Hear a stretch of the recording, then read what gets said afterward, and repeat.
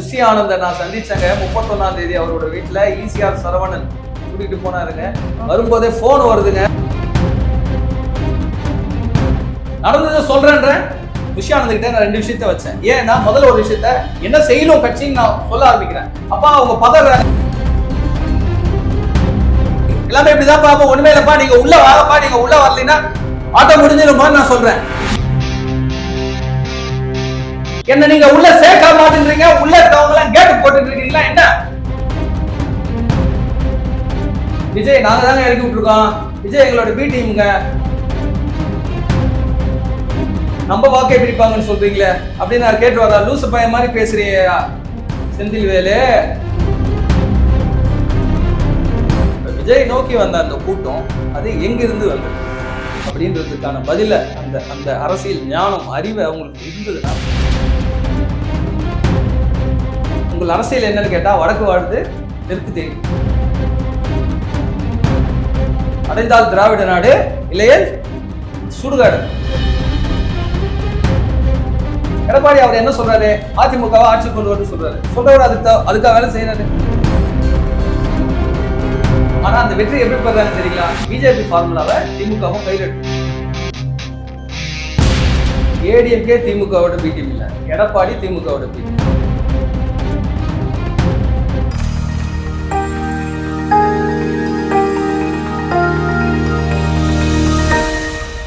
Cinema star நேயர்களுக்கு வணக்கம். நான் உங்கள் விஜய் பிரதீக்ஷா. நம்மிடையே அரசியல் வீக வகுப்பாளர் திரு பாண்டியன் அவங்க இணைஞ்சிருக்காங்க. வணக்கம் சார். விஜய் அவங்களோட தமிழக வெற்றி கழகத்தோட மாநாடு தோல்வியை தான் தரும் அப்படின்னு சொல்றாங்க. இதை அரசியல் விமர்சகர் பொன்ராஜா இருக்கட்டும், ஐயநாதன் இருக்கட்டும், தரதுஷாம் எல்லாருமே என்ன சொல்றாங்க அப்படின்னா, எதிர்பார்த்த அளவுக்கு இம்பாக்ட கிரியேட் பண்ணல அப்படின்னு சொல்றாங்களே, இதை நீங்க எப்படி பாக்குறீங்க? விஜய் அவர்கள் நீங்க கிரேஸ் மார்க் போட்டு இல்ல கம்மி பண்ணி போட்டு 10% டிக்ளேர் பண்ணிட்டீங்களா, அதை மாத்திக்க மாட்டீங்களா? நீங்க போட்ட கணக்கை நான் ஏத்துக்கிட்டேன், 10% வந்துட்டீங்கல்ல, 10% ஓகே. இந்த 10% எங்க இருந்து வந்தது? இந்த கேள்விக்கு உங்களுக்கு எல்லாம் அரசியல் இல்ல கொஞ்சமாவது இருந்ததுன்னா இந்த கேள்வியை கேட்டு பார்த்துருப்பீங்க. இப்ப விஜய் நோக்கி வந்த அந்த கூட்டம் அது எங்கிருந்து வந்தது அப்படின்றதுக்கான பதில அந்த அரசியல் ஞானம் அறிவு அவங்களுக்கு இருந்ததுன்னா இந்த கேள்வியை அவங்க கேட்டிருக்க மாட்டாங்க. அப்போ அவங்களுக்கு அரசியல் ஞானமோ அறிவோ இல்லைன்னு சொல்றீங்களா? அதை நான் நேரடியாக என் வாயால சொல்ல மாட்டேன். அரசியல் ஞானமோ அடிப்படை அரசியல் அறிவோ இவங்களுக்கெல்லாம் இருந்ததுன்னா இவங்கெல்லாம் உண்மையான நடுநிலை நாயகர்கள்னா இந்த கேள்வியை அவங்க கேட்டிருக்க மாட்டாங்க. இருக்கிற கட்சியிலேருந்து தான் வராங்க. அப்போ இருக்கிற கட்சியிலேருந்து விஜய்க்கு 10% வந்ததுன்னா இருக்கிற கட்சி வாக்காளர்கள் 40%. இந்த 40லேருந்து 10 பேர் வந்துட்டாங்க அப்படின்னா அப்ப விஜய் வின்னர் தானே. அப்புறம் விஜய் எப்படி வின் பண்ணுவாருன்னு கேட்கறாங்க இல்லையா? விஜய் ஒரு 4% கூட்டணி சேர்த்துட்டாருன்னா, விஜய் ஒரு 4% கூட்டணி சேர்த்துட்டாருன்னா 10+4 ஆயிடும். சீமானவர்கள் 8% வாங்குறாரு அப்படின்னு நீங்க சொல்றீங்கன்னா, அவர் வாங்குற 8ல 4% தான் அவர் கட்சி ஓட்டு, மீதி சதவீதம் கட்சி சாராத ஓட்டு. அப்ப விஜய் 10+4 கூட்டணி சேர்த்துட்டாருன்னா, இப்ப வெளியில நிறைய பேர் சதறி கிடக்குறாங்கல்ல, 10+4 14, சீமான் 4 18 இல்லையா? மொத்த அரசியல் கட்சியில இருக்கிறவங்களே 40% தானே அரசியல் கட்சிக்காரன் தானே அங்க கூட்டத்துக்கு போறான் ஒரு கட்சிக்காரர் இருக்கும். அப்ப மீதி எவ்வளவு? 22 இருக்கு. 22% அதிமுகவுக்கும் திமுகவுக்கும். அப்ப அதிமுக 10 12 பிரிச்சா விஜய் வின்னர் தானே. நீங்க எப்படி ஜெயிப்பாருன்னு கேக்குறீங்க? விஜய் வின்னர் ஆச்சு. இதுல சமீபத்துல விசிக தலைவர் கூட ஒரு மாநாடு வச்சிருந்தாங்க. விடிய தொண்டர்கள் எல்லாம் பேசிட்டு இருந்தாங்க, கரெக்டுங்களா? இப்போ விஜய் அவங்களோட மாநாட்டுல விஜய் அவங்க ரேம்ப் வாக் நடந்து முடிச்சதுனே பாதி கூட காணா போச்சு, கரெக்டுங்களா? இது எப்படி வாக்கா அவங்களுக்கு கன்வெர்ட் ஆகும்? நான் கேட்க, அவர் பார்த்தாலே போதுன்றவங்க ஓட்டு போடுவாங்களா மாட்டாங்களா? பார்த்தாலே போதும், 1 செகண்ட் அவரை பார்த்த உடனே போதும்னு கிளம்புறவங்க யாருக்குங்க ஓட்டு போடுவாங்க? அவங்களுக்கு தான் ஓட்டு போடுவாங்க. அதனால இந்த வாதம் தேவையில்லாத வாதம். 100% அங்க வரவங்க அவங்களுக்கு தான் போடுவாங்க. சீமான் அவங்க விஜயை பார்த்து ஒரு கேள்வியை முன் வச்சிருந்தாங்க. என்ன அப்படின்னா, விஜய் அவங்க திமுக அரசியல் எதிரியா அப்படின்னும், பிஜேபி அவங்க கொள்கை எதிரியா அப்படின்னு சொல்லியிருக்காங்க. அப்போ அரசியலுக்கும் கொள்கைக்கும் என்ன வித்தியாசம் இருக்குப்பா அப்படின்னு ஒரு கேள்வி வச்சிருக்காரு. இந்த கேள்விய அண்ணா கட்சி தொடங்கும் போது இன்னைக்கு அண்ணா அப்ப கேட்டா அவர் என்ன சொன்னார்? What is your politics? உங்கள் அரசியல் என்னன்னு கேட்டா வடக்கு வாழ்து தெற்கு தெரியுது. சரிங்க, ஓ இப்ப என்னங்க அதுக்கு உங்க பிரச்சனை புரிஞ்சிச்சுங்க. இப்ப என்னங்க தீர்வு? அடைந்தால் திராவிட நாடு இல்லையே சுடுகாடு. இது அண்ணா சொன்னது. அப்போ அரசியல் என்றால் என்ன என்றால் உங்க பிரச்சனை என்னன்னோ அதான் அரசியல். வாட் இஸ் யுவர் ப்ராப்ளம் தான் வாட் இஸ் யுவர் பாலிடிக்ஸ். இப்போ சீமான் என்னங்க உங்களுக்கு பிரச்சனை, எதுக்குங்க கட்சி தொடங்கிருக்கீங்க அப்படின்னு கேட்டா, என்னங்க உங்க பாலிடிக்ஸ் அப்படின்னு நம்ம கேட்டா, தமிழ்நாட்டை வேற மொழிக்காரன் ஆள்றான், அப்ப உங்க பிரச்சனையை சொல்றீங்க, அதான் உங்க பாலிடிக்ஸ். அப்ப சரிங்க, என்னங்க உங்களுக்கு தீர்வு, தமிழ்நாட்டை தமிழை தான் ஆளணும். அப்ப அந்த தீர்வு என்பது அரசியல் டேர்ம்ல அதுக்கு பேர் தான் தீர்வுக்கு தான் சித்தாந்தம். இந்த பிரச்சனை தான் அரசியல். அப்போ இப்ப நான் அரசியல்னா என்னன்னு நான் சொல்லிட்டேன்ல. இப்ப கொள்கைனா என்ன வேற தானே சொல்லணும். இப்ப அவரு சொல்றேன். அவரு எந்த மீட்டிங் போனாலும் வேற வேற வேற அடுத்த கேள்வி இருக்கான்னு கேட்பார்ல. இப்போ இந்த ஒரே கேள்விக்கு அவர் பதில் சொல்லிட்டாருன்னா எப்படியே இந்த கேள்விக்கு அவர் தப்பா தான் பதில் சொல்லுவார். ஆனா அவர் தப்பாவே பதில் சொல்லிட்டா கூட இந்த கேள்விக்கு கொள்கை என்றால் என்ன, இந்த கேள்விக்கு ஒன் வேர்ட்ல ஆன்சர் சொல்லுங்க. சரி, இப்போ விஜய் அவங்கள சந்திச்சு நீங்க ஆலோசனை வழங்க போவதா சொல்லியிருந்தீங்க இல்லையா? ஒரு அரசியல் வியூக வகுப்பாளரா நீங்க அவர் சந்திச்சு நீங்க என்ன ஆலோசனை அவர் கொடுக்க போறீங்க? இல்லைங்க, அந்த ஆலோசனை அவருக்கு தாங்க கொடுப்பேன். நீங்க அவர் சந்திக்கிறதுக்கான முயற்சியை நான் புஷி ஆனந்த் அவர்களை சந்திச்சேங்க. ஜூலை 31 மாநாடுக்கு முன்னாடி அவர் சந்திச்சேங்க. அவர் சந்திக்கும் போது என்ன நடந்ததுன்னு வேணா கேட்டா சொல்றேங்க. அந்த தகவலை அப்பா எஸ்ஏசி அவர் நான் அப்பான்னு தான் கூப்பிடுவேன், அவர் எனக்கு தெரியும். அவருக்கும் சொன்னாங்க. அங்க என்ன நடந்ததுன்னா சந்திப்பு, நான் போயிட்டு இருக்கும்போதே எனக்கு கால் வரும்போது ஒரு கிஃப்ட் வாங்கிட்டு வாங்கன்னு ஒரு கால் வருது. பார்க்க போயிட்டு இருக்கும்போதே மாவட்ட செயலாளர் ஈசிஆர் சரவணன் கால் பண்ணி ஒரு கிஃப்ட் வாங்கிட்டு வாங்கன்றது. அப்பயே எனக்கு ஷாக் ஆயிடுச்சு. நான் வரேன், ஒரு இன்டலெக்ட் வரேன், நான் ஒரு அறிவார்ந்த செய்தியை வெற்றிகளுக்கு கொடுக்கணும்னு நினைக்கிறேன். வரும்போதே பொருளோட வான்னு சொல்றாங்களா, இப்போ வெளியில இருக்கு சொல்றதெல்லாம் சரிதான இருக்குன்னு ஒரு சின்ன வழக்கு. சரி ரெண்டும் இருக்கட்டுமே எடுத்துக்கிட்டுமேன்னு போகும்போது நான் ஒரு பேப்பர்ஸ் நோட்டு ரிட்டர்ன் என்ன மூவ் பண்ணணும்னு நான் கொண்டு வரேன். அதை பார்த்தா அவர் கண்டிப்பாக புரிய போறது இல்லைன்னு எனக்கு தெரியும். இருந்தாலும் நான் ப்ரெசென்ட் பண்ணணும்னு கொடுத்தேன். இப்படி பார்த்தாரு, அவருக்கு புரியல. இப்படி பார்க்கும்போதே அவருக்கு புரியலன்னு எனக்கு தெரியுது. நான் இருந்தாலும் நான் அதை விளக்குறேன். இது நான் விளக்கே அவருக்கு புரியாம போயிடுச்சுன்னு எஸ்டாப்ளிஷ் ஆகக்கூடாதுன்றதுக்காக இப்படி பண்ணிட்டு நோட கையில கொடுத்துட்டேன். கொண்டு வந்த நாங்கள் அந்த லாஸ்ட் மினிட்ல போகும்போது வழியில இறங்கி வாங்கிட்டு போன வால் கிளாக்க வாங்கிக்கிட்டேன்.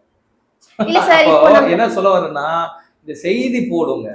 நீங்க உங்க கேள்விக்கு இந்த செய்தி என்ன இதை நான் அப்பா கிட்டையும் சொல்லியிருக்கிறேன். அப்போ தமிழக வெற்றிகரத்துல என்ன நடக்குது, சுத்தி இருக்கவங்க எல்லாம் என்ன பண்ணிட்டு இருக்காங்க, மற்றவங்க சொல்றது கரெக்டா இருக்கு இல்லையா? இப்போ செந்தில்வேலு அவங்க திமுக திரும்ப 180 இடங்கள்ல வெற்றி பெறும், டிஎம்கே 2.0 திரும்ப வரும் அப்படின்னு சொல்றாங்க. இதை நீங்க எப்படி பாக்குறீங்க? பிஜேபி யாருக்கு எதிராக அரசியல் பண்ணுது? திமுக எதிராக. அப்போ அது யாரு வாக்க அது பெறும்? திமுக ஆதரவான வாக்கா, திமுக எதிரான வாக்கா? அவர் கேட்கிறார். ஏடிஎம்கே யாருக்கு எதிராக அரசியல் பண்ணுது? திமுக எதிராக. அப்ப அது யார் வாக்க பெறும்? அதிமுக வாக்கா, திமுக வாக்கா, திமுக எதிரான வாக்கா? அன்புமணி ராமதாஸ் யாருக்கு எதிராக அரசியல் பண்றாரு? டிஎம்கே எதிராக. சீமான் யாருக்கு எதிராக பேசுறாரு? டிஎம்கே எதிராக. விஜய் யாருக்கு எதிராக அரசியல் பண்றாரு? டிஎம்கே எதிராக. இப்படி டிஎம்கே எதிராக அரசியல் பண்றவங்க 5 பிரிஞ்சு இருக்கும் போது டிஎம்கேக்கு எதிரான வாக்குகள் 5 பிரியும் போது நாங்க 200 சீட்டை வின் பண்ணுவோம்னு அவர் சொல்றாரு. நீங்க சொல்ற காரணங்கள் தப்பா இருக்குன்னு நான் முதல்ல சொல்றவங்களுக்கே புரிய வைக்கிறேங்க. இப்ப ஆளுநர் ஷானவாஸ் செந்தில்வேலு போய் கேட்டுருவாரா? என்ன கேட்டுருவாரா? என்னங்க நீங்க விஜய் நாங்க தாங்க இறக்கி விட்டுருக்கோம், விஜய் எங்களோட பி டீமுங்க, அவங்க எங்களுக்கு எதிரான வாக்கு தாங்க பிரிப்பாங்க, நீங்க என்னமோ பிஜேபி இறக்கி விட்டதா நம்ம வாக்கே பிரிப்பாங்கன்னு சொல்றீங்களே அப்படின்னு நான் கேட்டுருவாரா? லூசு பையன் மாதிரி பேசுறியா செந்தில்வேலு, லூசு இவர் அவரை கேட்டுருவாரா? இப்போ செங்கோட்டையன் அவங்கள பதவியில நீக்கிருக்காங்க இல்லையா ஏடிஎம்கே. சோ அவர் ஒரு வார்த்தை முன் வச்சிருக்காங்க, கட்சி இணையணும் அப்படின்ட்டு. இப்படி கட்சியில ஒண்ணு சேரணும் அப்படின்னு நினைக்கிறவங்க எல்லாருமே எஸ்பி வேலுமணியா இருக்கட்டும், செங்கோட்டையனா இருக்கட்டும், எல்லாரையும் பதவியில நீக்கிருக்காங்க. இந்த கவலை யார் போடணும்? அந்த கட்சி முதல்வர் இல்ல. அப்போ ஒருவேளை எடப்பாடி அவங்களுக்கு தலைமை இவங்க இருந்தா பறி போகும் அப்படின்ற ஒரு பயத்தால அவர் பண்றாரு. பரிபூர்ணமா அந்த பயம் அவருக்கு இருக்குதான்றது இருக்கட்டும், அது 2வது கேள்வி. முதல் கேள்விக்கு இன்னும் பதில் வரலையே. அப்ப அந்த பொறுப்பு அவருக்கு தானேங்க இருக்கணும். நம்ம எல்லாம் ஒண்ணு சேர்ந்தா ஜெயிச்சிடலான்றது எல்லாருக்குமே தெரியுதுல. ஏன் அப்படி எல்லாரையும் ஒண்ணு வெளில அனுப்பிச்சுட்டே இருக்காரு? ஓபிஎஸ் அனுப்பிச்சிட்டு இருக்காருன்னா அப்ப அவர் யாரு ஜெயிக்கிறதுக்காக வேலை பண்ணிட்டு இருக்காரு? டிஎம்கே ஜெயிக்கிறதுக்காக வேலை பண்ணிட்டு இருக்காரு. அவர் டிஎம்கேயோட பி. நீங்க எப்படி சொல்றீங்க ஏடிஎம்கே திமுகவோட பி டீம் அப்படின்னு சொல்றீங்க? ஏன்னா காலமா டிஎம்கேக்கும் ஏடிஎம்கேக்கு தான் போட்டியா நடந்துட்டு இருக்கு, நிறைய பிரச்சனைகள் நடந்துட்டு இருக்கு இல்லையா? சோ அதனாலதான் கட்சி 2 தலைமையாவும் அங்க ஏடிஎம்கேல பிரிஞ்சிச்சு. இப்போ நீங்க திமுகவோட பி டீம் ஏடிஎம்கே அப்படின்னு சொல்றீங்க, இதுக்கான ஆதாரம் நீங்க என்ன வச்சிருக்கீங்க? வெட்ட வெளிச்சமா இருக்குதுங்க. முதல்ல இந்த ஏடிஎம் பி டீம் என்ன தெரியுங்களா? நீங்க சொல்லாததுக்கு வேலை செஞ்சீங்கன்னா, அதாவது நீங்க என்ன சொல்றீங்களோ அதுக்கு எதிராக வேலை செஞ்சீங்கன்னா பி டீம். எடப்பாடி அவர் என்ன சொல்றாரு, அதிமுகவை ஆட்சி கொண்டு வரணும்னு சொல்றவர் அதுக்காக வேலை செய்யறாரு. இப்ப விடுதலை சிறுத்தை கட்சியோட எம்எல்ஏ ஆலு ஷானல் வந்து என்ன சொல்றாரு அப்படின்னா, கூட்டணி வந்து தொடர்ந்து வெற்றி பெற்றுட்டே இருக்கு, கலைஞர் அவர்களை பெறாத வெற்றி கூட ஸ்டாலின் அவர்கள் பெற்றிருக்காங்க அப்படின்னு சொல்றாங்க. திமுக வளர்ந்துகிட்டே இருக்குது, அப்ப வெற்றி பெற்றுக்கிட்டே இருக்குன்னா ரொம்ப ஸ்ட்ராங் ஆகிட்டே இருக்க மாதிரி சொல்றாரு. அதுதான் இங்க தப்பு. அது என்ன தப்புன்னா, இதுக்கு முன்னாடி 60% பேர் அதிமுக வாக்களிச்சுட்டு இருந்தாங்க, இன்னைக்கு 50% பேர் தான் வாக்களிக்கிறாங்க. அதுக்கு முன்னாடி அதிமுக எதிராக 15% பேர் தான் வாக்களிச்சுட்டு இருந்தாங்க, இன்னைக்கு 20% பேர் அதிமுக எதிராக வாக்களிக்கிறாங்க. அன்னைக்கு 25% பேர் அதிமுகவுக்கு வாக்களிக்காத மக்கள் இருந்தாங்க, இன்னைக்கு 30% பேர் அதிகமாயிட்டாங்க. அப்ப புரியுதுங்களா? அப்போ 5% பேர் எதிராகவும் 5% பேர் சுத்தமாகவும் வாக்களிக்கிறது இல்லை, யாரா அதிமுக அதுல புரியுதுல. அப்போ 10% இவங்களுடைய ஓட்டு வெளியில போயிடுச்சு. அதனால இவங்க வெற்றி பெறாங்கன்றது விஷயம். ஆனா அந்த வெற்றி எப்படி பெறாங்க தெரியுங்களா? பிஜேபி ஃபார்முலாவை திமுகவும் கையில் எடுத்துச்சு. பிஜேபிக்கு ஒரு ஃபார்முலா இருக்கு, என்ன தெரியுங்களா? பெருசா ஒன்றும் யூஸ் பண்ணி ஒர்க் பண்ணாது. அது என்ன பண்ணும், எம்எல்ஏவா வா வாங்கிக்கிறேன், எம்பியா வா வாங்கிடுறேன். இது இந்தியா முழுக்க எல்லாரையும் விலை கொடுத்து வாங்குறது, இல்ல மிரட்டுறது, காசு கொடுக்குறது. அதே தான் திமுக எடப்பாடியை விலை கொடுத்து வாங்கிடுச்சு. எடப்பாடி திமுகவோட பி டீம் நான் சொல்றேன். நீங்க திரும்ப திரும்ப ஏடிஎம்கே வந்து திமுகவோட பி டீம் அப்படின்னு சொல்றீங்க. இப்போ சமீபத்துல வந்து ராகுல் காந்தி கூட பிஜேபி மேல ஒரு குற்றச்சாட்டை வச்சாங்க, அதையும் வந்து அவர் ஆதாரத்தோட ஆணிபூர்வமா வந்து கன்ஃபார்ம் பண்ணிருந்தாங்க இல்லையா? ஏடிஎம்கே வந்து திமுகவோட பி டீம் அப்படின்ற சொல்றதுக்கு ஏதாச்சும் ஒரு ப்ரூஃப் இருக்கா? ஏடிஎம்கே திமுகவோட பி டீம் இல்ல, எடப்பாடி திமுகவோட பி டீம். இதுல சின்ன கரெக்ஷன் வேணும், ரைட்டுங்களா? இப்போ நீங்க ஆதாரம் கேட்குறீங்க, அதுக்கு நீங்க ராகுல் காந்தி மாதிரி ஏதாவது ஆதாரம் இருக்கான்னு கேட்குறீங்க. ராகுல் காந்தியே பிஜேபியோட பி டீம் இருங்க. இப்ப இதுக்கு ஆதாரம் சொல்றேன், இதுக்கு ஆதாரம் சொல்லட்டுமா? 10 வருஷத்துக்கு மேல வாக்கு திருட்டு நடந்துட்டு இருக்குது. நம்ம மதுரையில நந்தினி ஆனந்தன் ஒரு பொண்ணு, சந்திக்காத தலைவரே கிடையாது. ஓட்டிங் மிஷின் ஃப்ராடு, ஓட்டிங் மிஷின்ல ஃப்ராடு நடக்குது. அவரை சொன்ன வச்ச குற்றச்சாட்டுக்கு ஒரு ப்ரூஃப் வந்து கொடுத்திருக்காரு. இப்ப நீங்க சொல்றதுக்கான ப்ரூஃப் தான் நான் கேக்குறேன். பி டீம்னா என்ன தெரியுங்களா? ஆக்சுவலா நான் என்ன கேக்குறேன்னா, இப்ப நீங்க வந்து ஏடிஎம்கே வந்து அதாவது எடப்பாடி அவங்க சரிங்களா, எடப்பாடி வந்து டிஎம்கேவோட பி டீம் அப்படின்னு சொன்னீங்க, அதுக்கான ஆதாரத்தை உங்களால காட்ட முடியுமா அப்படின்னு நான் கேட்கிறேன். ஒரு சுருங்கிக்கிட்டே போறாரு, இருக்கிற சோல்ஜர்ஸ் எல்லாம் வெளியில விட்டுட்டே இருக்கிறாரு, வெப்பனே இல்ல இவர்கிட்ட அப்படின்னா உண்மை அதுதானா? இங்கதான் கேள்வி, என்னுடைய பதிலும். இப்ப தேமுதிக கட்சியோட சார்பா வந்து விஜய் பிரபாகர் அவங்க கூட்டணி சம்பந்தப்பட்ட ஒரு விஷயம் வந்து நான் நாளைக்கு வந்து வெளியிட, அதாவது 9ஆம் தேதி செப்டம்பர் 9ஆம் தேதி அன்னைக்கு வெளியிடுறேன் அப்படின்னு சொல்லியிருக்காங்க. இது வந்து எப்படி இவங்க கூட்டணி வந்து டிஎம்கே கட்சி கூட இருக்குமா, இல்ல தமிழக வெற்றி கழகத்தோட இருக்குமா, இல்ல இந்த கூட்டணியால ஏதாச்சும் பெரிய மாற்றம் ஏற்படுமா? இல்ல இப்ப அவங்க சொல்றாங்களே தவிர எந்த கூட்டணியும் அறிவிக்க மாட்டாங்க. கூட்டணி குறித்து சொல்றேன்னு சொல்லிட்டு மாநாடு நடத்துறோம், மாநாட்டுல சொல்றேன்னு சொல்லிட்டு போஸ்ட்போன் பண்ணுவோம். சும்மா கொஞ்ச நேரம் அரசியல்ல அவங்கள பத்தி பேசிட்டோம். இப்போ என்ன யாரு இதை பத்தி பேசணும்? ஏடிஎம்கேல செங்கோட்டையை பத்தி பேச வச்சுட்டார்ல, 5ஆம் தேதி சொல்றேன்னு. அது மாதிரி இவர் 9ஆம் தேதி சொல்றேன், சும்மா ஒரு 2 நாளைக்கு அவரை பத்தி பேசும் பொருள் ஆக்கிறதுக்காக சொல்றாரு தவிர ஒன்னும் சொல்ல போறது இல்லை. இதை நீங்க பார்க்க போறீங்க. தமிழ்நாட்டுல வந்து எந்த ஒரு பெரிய கட்சியும் வந்து கூட்டணி இல்லாம வின் பண்ணதே கிடையாது, கண்டிப்பா இல்லையா? அப்படின்றப்போ இப்ப விஜய் அவங்க வந்து யாரையும் கூட்டணியில சேர்ந்துக்கல அப்படின்னா அவர் எப்படி வின் பண்ணுவாரு? நீங்க ஏற்கனவே ஒரு நேர்காணலையும் சொல்லியிருந்தீங்க விஜய் வந்து ஒரு வெற்றி வேட்பாளரா இருப்பாங்க அப்படின்னு. அப்ப கூட்டணியில யாருமே சேரலாம் அப்படின்னா அவர் எப்படி வெற்றி வேட்பாளர் அவங்க? நீங்க சொன்ன அந்த வார்த்தை வந்து எப்படி உண்மையாகும்? இது வந்து நம்பர் கேமுங்க. வெற்றி கிட்டுன்றது உங்களை விட எனக்கு ஒரு ஓட்டு அதிகமா இருந்தா நான் வின்னர். இன்னைக்கு அவர்கிட்ட 50% இருக்குது, மீதி 50% தான் மற்றவங்க பிரிச்சு எடுத்துக்கணும். ஆனா இத திமுக பிரிச்சு எடுக்கிற வேலையை செய்யும், அதை தடுக்கிற வேலையை விஜய் செஞ்சுட்டாருன்னா போதும், விஜய் வெற்றி. விஜய்க்கு எந்த கூட்டணியும் தேவையில்லை. இப்ப கூட்டணி இல்லாம விஜய் அவங்க வின் பண்ணுவாங்க அப்படின்னு சொல்றீங்க. ஆனா கட்சியில வந்து யாருக்குமே அவ்வளவு பெரிய அரசியல் சார்ந்த அனுபவம் இல்ல அப்படின்னு நிறைய விமர்சகர்களும் சொல்லிட்டு இருக்காங்க, கரெக்டுங்களா? நீங்க ஒரு அரசியல் வியூக வகுப்பாளரா நீங்க வந்து என்ன கருத்தை வந்து முன் வைக்கிறீங்க? நானும் அதே கருத்தை தாங்க முன் வைக்கிறேன். அவங்க கிட்ட இருக்கிற யாருக்கும் அரசியல் அனுபவம், அறிவு, ஆளுமெல்லாம் இல்லைங்க. ஆனா நேர்ல போய் பார்த்துட்டு ஒரு புக்கை கொடுக்குறேன், அதை எடுத்து பார்த்துட்டு அதுல இருந்து பாயிண்ட்ஸ் எடுத்துக்க தெரியல, அது கொண்டு போய் இந்த சேர்க்க தெரியலன்னா நீங்க யார்கிட்ட போய் அந்த புக்கை கொடுத்தீங்க? சொன்னேங்க, உங்க கேள்வி முன்பு கேட்ட கேள்வியில புஷி ஆனந்த நான் சந்திச்சேங்க 31ஆம் தேதி அவரோட வீட்டுல. ஈசிஆர் சரவணன் கூட்டிட்டு போனாருங்க. வரும்போதே போன் வருதுங்க, கிஃப்ட் வாங்கிட்டு வாங்கன்னு. அப்ப பொருள் தான் முக்கியமா? நடந்ததை சொல்றேன், அவங்கள சாட்சி தானே, இருக்கிறவங்க தானே, இல்லாதவங்க பத்தியா பேசிட்டு இருக்கிறேன்? வெயிட் வெயிட் வெயிட் வெயிட் நடந்ததை சொல்றேன். அங்க நான் என்ன சொல்றேன்னா, என்ன பண்ணணும்னா நான் அப்படியே பிஹேவ் பண்ணி காட்டுறேன், அப்படின்னு சொல்லிட்டு நானே விஜயாக மாறி நான் அங்க பேசி காட்டுறேன். இப்ப நான் தான் விஜய்னு நினைச்சுக்கோங்க.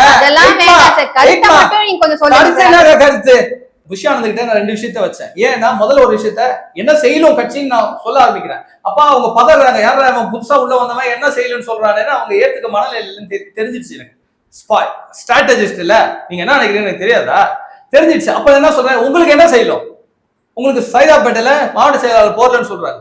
இல்ல இருக்கிறதுல டஃபஸ்ட் தொகுதி எது, ஒரு தொகுதியை கொடுங்க, நான் சாம்பிள் செஞ்சு காமிக்கிறேன். ஒண்ணு நான் சொல்றது கேட்டு செய்யுங்க, நீங்க அண்ணனை வச்சு செய்யுங்க, 234 தொகுதியும் ஜெயிக்கலாம். அப்படி இல்லைன்னா ஒரு தொகுதியை கொடுங்க, நானே செஞ்சு உங்களுக்கு ப்ரூவ் பண்ணி ரெக்கார்டை எடுத்து போட்டு இப்ப நான் விண்டா இல்லையான்னு காட்டுறேன் அப்படின்னு சொன்னேன். அப்ப அவர் என்ன முடிக்கிறாருன்னா சரி ஓகே, நீங்க அவரு நம்பர்லாம் எடுத்துக்கோங்க அப்படின்னு அவருடைய மாவட்ட செயலருக்கு இன்ஸ்ட்ரக்ஷன் கொடுக்குற நம்பர்லாம் எடுத்துக்கோங்க, நாங்க சொல்றோம், நீங்க இதுக்கு வந்து ஜானாரகி சாமி தான் நீங்க பாக்கலாம், இதுக்கெல்லாம் நான்லாம் எந்த பதிலும் சொல்ல முடியாது, நான் கூப்பிடுறேன். நான் அதுக்கப்புறம் கூப்பிட்டு இருக்கேன் மாநாடு முடிஞ்சு கூப்பிட்டு இருக்கேன். அங்க இருந்து கால் வரல. அப்போ சுத்தி இருக்கிறவங்க சரியில்லைன்னு நான் எஸ்டாப்ளிஷ் பண்ணிட்டு இருக்கேன், கதையிட்டு இருக்கிறேன். விஜய் வெற்றி பெறுவாருன்னு சொல்ற காரணமும் தப்பு, விஜய் தோல்வி பெறுவாருன்னு சொல்ற காரணமும் தப்பு. இங்க அரசியல் வேற, இங்க எவ்வளவுன்னு தெரியாது.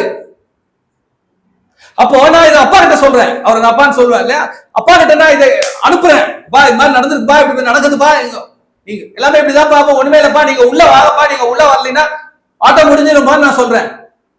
அப்ப அவரு அதுக்கு முன்னாடியே ஏற்கனவே என்ன சொல்லியிருந்தாருன்னா, நீ எதாவது அண்ணன் கிட்ட பேசு, என்னால எந்த பதிலும் சொல்ல முடியாதுன்னு சொன்னாரு.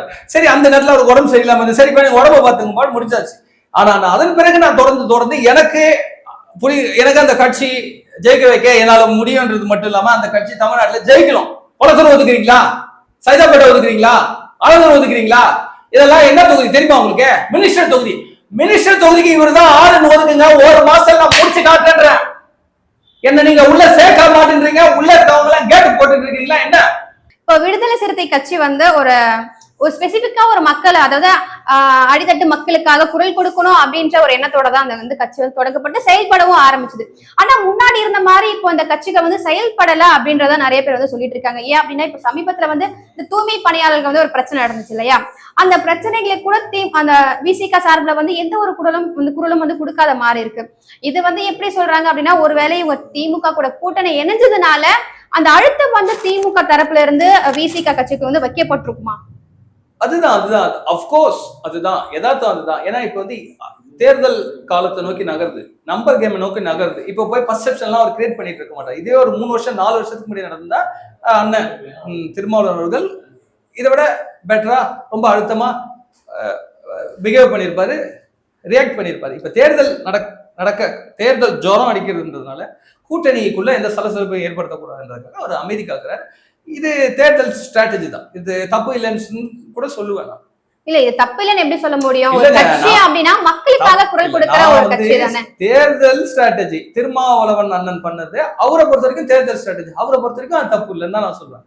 அங்க நான் பாதிக்கப்பட்டவனா தான் நான் அது தப்புன்னு சொல்லுவேன். நான் 3வது ஆளா இருக்கிறதுனால தப்பு ரைட்டு நான் சொல்றது. அவர் பார்வையில் அவர் செய்யறது தேர்தல் ஸ்ட்ராட்டஜி, ஏன்னா தேர்தல் நடக்க போகுது. அப்ப இப்ப குரல் கொடுக்கல, அப்ப எப்படி மக்கள் வந்து அவங்க நம்பி ஓட்டு போடுவாங்க சார்? அது அந்த கவலை அவரு பட்டுக்கிட்டும், அந்த கவலை எனக்கு வேண்டாம். அவருக்கு மக்கள் அவருக்கு ஓட்டு போடாத கவலை எல்லாம் அவரு முடிவு பண்ணிக்கிட்டோம். கூட்டணி தான் பலமா இருக்கேன், அதனால அவர் கவலை இல்லாம கூட இருக்கலாம். தமிழ்நாட்டுல இருக்கிற மக்கள் வந்து டிஎம்கே ஃபேவரா இல்ல அப்படின்னு வந்து சொல்லப்படுது. ஏன் அப்படின்னா இப்போ ரீசெண்டா நடந்த துப்புரவு பணியாளர் இருக்காங்க பாத்தீங்களா, அவங்களுக்கு நடந்த விஷயமா இருக்கட்டும், நிறைய ஆணவ படுகொலைகள் வந்து இன்க்ரீஸ் ஆயிருக்கு. அதாவது 1 மாசத்துலயே நிறைய கொலைகள் வந்து நடந்திருக்கு. அது மட்டும் இல்லாம கஸ்டடியல் டெத் வந்து நடந்திருக்கு, சரிங்களா? சோ இதெல்லாம் பார்க்கும்பொழுது மக்களுக்கு வந்து டிஎம்கேக்கு மேல வந்து டிஎம்கே கட்சி மேல ஒரு நம்பிக்கை இல்ல அப்படின்னு தான் சொல்லப்படுது. ஆனா நிறைய அரசியல் விமர்சகர்கள்லாம் என்ன சொல்றாங்க அப்படின்னா, கண்டிப்பா 2026ல வந்து திமுக வந்து ஆட்சியை வந்து பிடிக்கும் அப்படின்னு சொல்றாங்க. உங்களோட பார்வையில இருந்து நீங்க எப்படி பாக்குறீங்க? கண்டிப்பா இவங்க 2026ல வந்து கண்டிப்பா ஆட்சியை பிடிப்பாங்களா? இப்போ இதுக்கு பேர் பர்செப்ஷன் வார், நம்பர் கேம். பர்செப்ஷன் நீங்க சொல்றது மக்களுடைய மனநிலை. பர்செப்ஷன் வாரை பத்தி திமுக கவலையே படல. ஏன் தெரியுங்களா? அவங்க நம்பர் கேம் தான் எண்டு கேம், அதான் ஃபைனல் நம்பர் கேம்ல அவங்க ஸ்ட்ராங்கா இருக்காங்க. அவங்க எதிரி எல்லாரையும் உடச்சி பிரிச்சு போட்டு பி டீம் சி டீமா ஆக்கி வச்சாச்சு, எதிரியே கிடையாது. ஓகே சார், இந்த நேர்காணல வந்து நிறைய விஷயத்த வந்து நீங்க பகிர்ந்துக்கிட்டுங்க. ஃபியூச்சர்ல வந்து உங்களோட கணிப்பு வந்து எப்படி பிரதிபலிக்குது அப்படின்றத பொறுத்து பார்ப்போம். நன்றி, வணக்கம்.